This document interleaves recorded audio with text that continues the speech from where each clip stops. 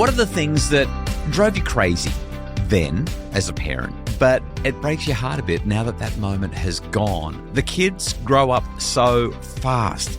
Hello, welcome to the Happy Families podcast, real parenting solutions every day on Australia's most downloaded parenting podcast. We are Justin and Kylie Coulson. Today, a little bit of nostalgia, a little bit of is reverie the right word? Some reflection, an opportunity to look back on the things that make parenting so hard and yet make it so meaningful and purposeful. Kylie, I jumped onto Facebook and asked this question recently. You know what everyone said? Pretty much every single answer we had. It's pretty much toddler years. Yeah, that's right.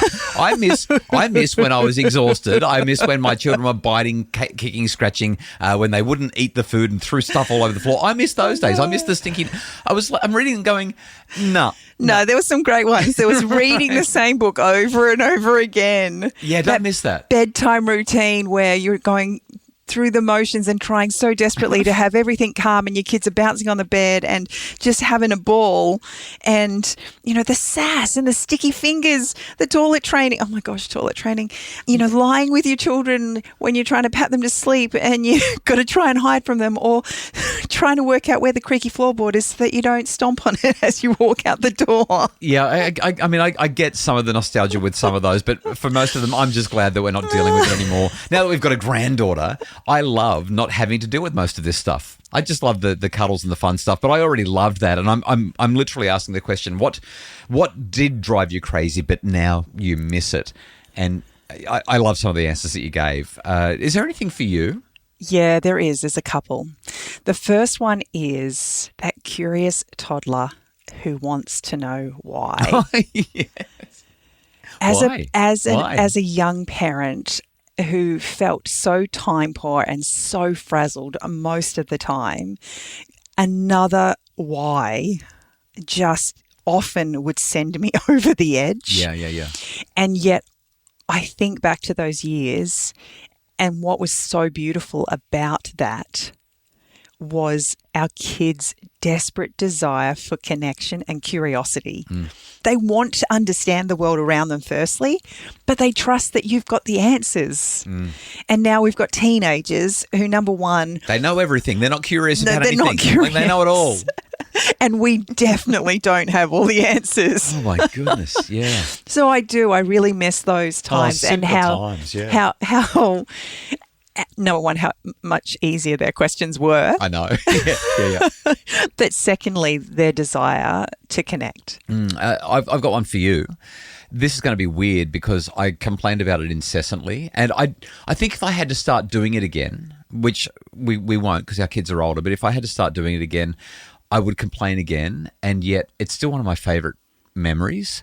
And that is when our children wouldn't go to sleep, and I would have to go into the bedroom and I would lay on the floor and put my arm up and through the bars of the cot, and I would pat them off to sleep.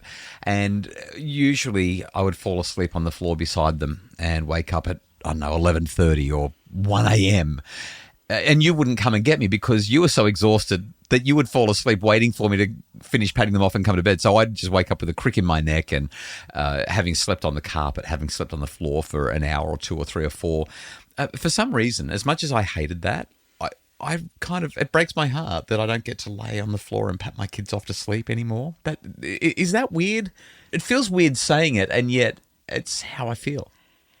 Well, I don't really miss that at all. I'm very grateful to be sleeping in my own bed again. Yeah.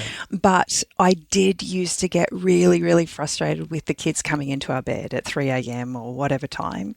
And I don't miss that. They'd kick you in the back and they'd sleep sideways and you'd end up with a bum in your face, like all the things. Yeah. And again, I guess for me, it's just the acknowledgement that they knew and felt so safe with us. And again, just knew that when they needed reassurance, there was a safe place to go. I love that they knew that, but at the time, I absolutely hated it.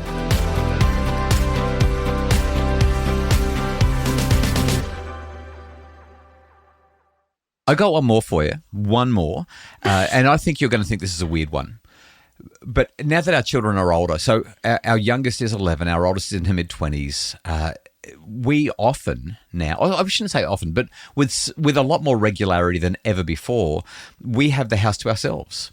Some evenings, maybe 1, maybe 2 nights a week, the kids are all out and one child's running another child who doesn't have a license around the place, and we can delegate that responsibility, and they're happy to be out and driving, listen to music in the car and driving their siblings around.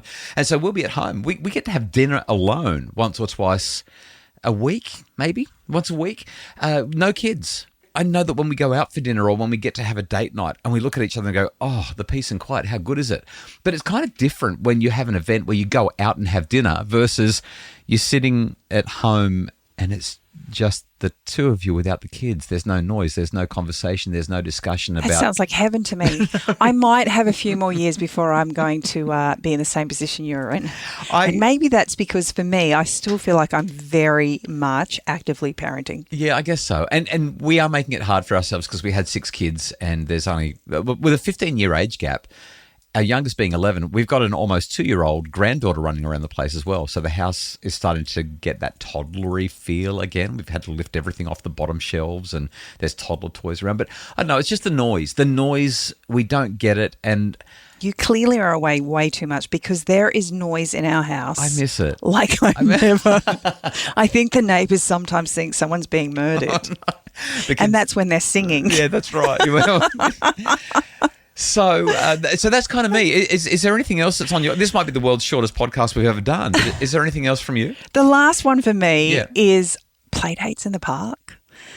I used to really, really struggle with going along to the park and letting the kids play and just kind of being present because I would literally be doing a mental take of what I still had to do when I got home.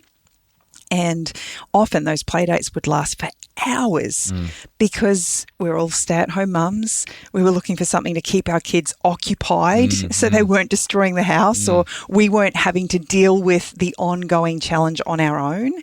And while there were moments where I really appreciated it, for the most part, I actually resented it because there were so many other things that I would have liked to have been doing. But now as a woman in my mid-40s, I recognise the absolute privilege and blessing it is to have women in your village. I think that with the changes that have occurred in society in general, most families have 2 incomes, mum's working as well as dad. It's getting harder and harder for women to come together and spend time together, building that village, building that community, and I miss it. And it's also the downtime, right? Like, so much focus on efficiency and getting stuff done. Imagine being able to just go and sit in the park and enjoy it and watch the kids and not have that feeling of pressure. Yeah, totally.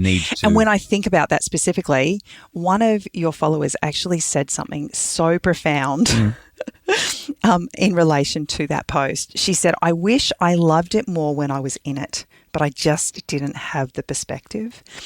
And I remember so many times older, more mature parents would see us struggling up to our elbows in mess and kids and sass and the whole thing. And they would look at us with fondness and say, one day you'll miss it. You'll miss it, but you'll wish that you'd loved it. Yeah.